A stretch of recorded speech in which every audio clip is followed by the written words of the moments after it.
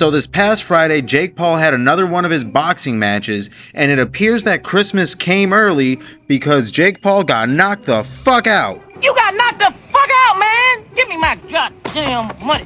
But before we get into today's story, I just wanted to apologize for my absence. Your boy has been struggling with some mental health issues, but I'm slowly bouncing back and I slowly want to get back into content creation. But on some positive news, we hit our goal of 100 subscribers and I am stoked and I am so blessed and grateful to have an audience like you guys. And now that we hit 100 subscribers, our next goal is to hit 1,000. It's gonna be a slow climb, but I'm ready to grind it out. But with that being said, let's jump into today's story. So after much hype and a few setbacks, Jake Paul would have his 14th professional fight this past Friday. And his opponent this time wasn't a washed up fighter, it was Anthony Joshua. And if you don't know who Anthony Joshua is, he is the former heavyweight champion and he recently lost his title not too long ago. And similarly to his last fight, Jake Paul would air this event live on Netflix for all subscribers to watch. Now, as I said earlier, before this event went down,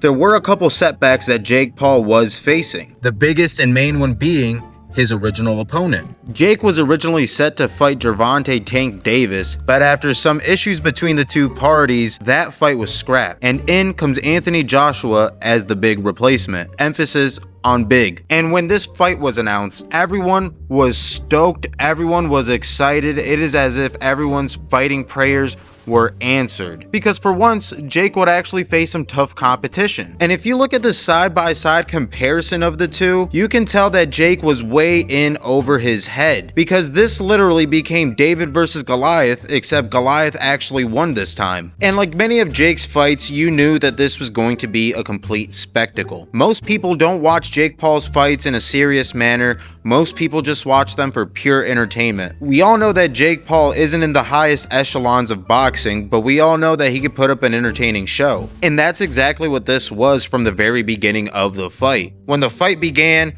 we see Jake Paul doing his entrance as every usual fighter does. But this time, he started it off paying homage to Hulk Hogan, and then out of nowhere, we see 6ix9ine performing with him. And when I seen 6ix9ine pop up, it honestly took me by surprise. I was not expecting him to perform one of his old songs, and that song was Billy. But considering the fact that he's facing all these IRS issues and that he's also facing prison in the next few months, it makes sense that 6ix9ine wants to get his bag up before he goes away for a while. But I'm not even gonna lie, that performance got me hyped and ready for the fight. I was ready to see some action as soon as I seen him perform. And even Young Thug, who is one of 6ix9ine's biggest ops, was in attendance, and you can see that he was even feeling it a little bit.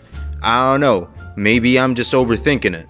And that is exactly what we got once the fight did start. Once the fight started, it turned into real-life Mike Tyson punch-out. Jake would try and flutter around the ring, trying to avoid Joshua's power, but in the end, he ultimately just exhausted himself. And it looked like Jake just couldn't crack the code, because time and time again, Jake would slip and fall throughout the whole ring, try to clinch for dear life, and it even got to the point where the audience was starting to get frustrated because we can audibly hear them booing. Now, don't get me wrong, there were some instances where Jake was able to land a few decent hits, such as this example right here. But ultimately, they did absolutely no damage to Joshua. By the end of the fight, it looked like Joshua just had a sparring match. Meanwhile, it looks like Jake went to complete war. Which you can argue he very well did, because as it turns out, Jake ended up breaking his jaw during this fight. And as we can see, it probably happened right around this point. You can literally see his whole jaw shifting from that punch. And as we can see from these x-rays, that punch was definitely no joke, because it broke Jake's jaw in 2 places. And when the news broke out about Jake's loss, social media began to have a field day. As we can see in this video right here, people are joking about Jake's knockout. We got this tweet right here making fun of how many times Jake slipped and fell throughout the whole ring during the fight, as well as this tweet saying, "Dude shot more takedowns than most MMA fights, LMFAO," as well as this video that perfectly matches with it.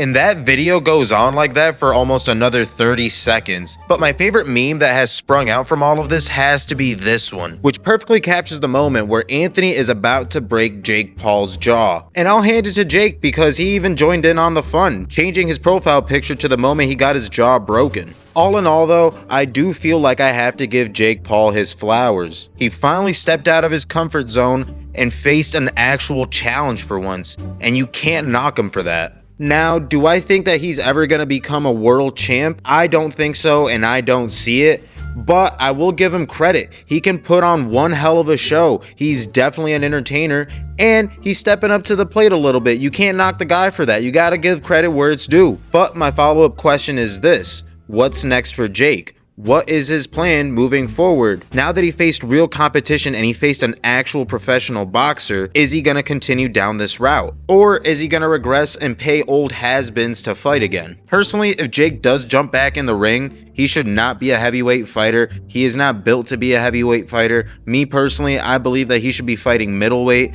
I feel like that would be the exact weight that he could find some success in. But again, regardless, he's definitely an entertainer, and I'm looking forward to whatever event he throws next. But before I end this video, I gotta give credit to the real MVP of this fight. I don't know if you guys kept watching after the fight was over, but shout out to this guy for making it entertaining.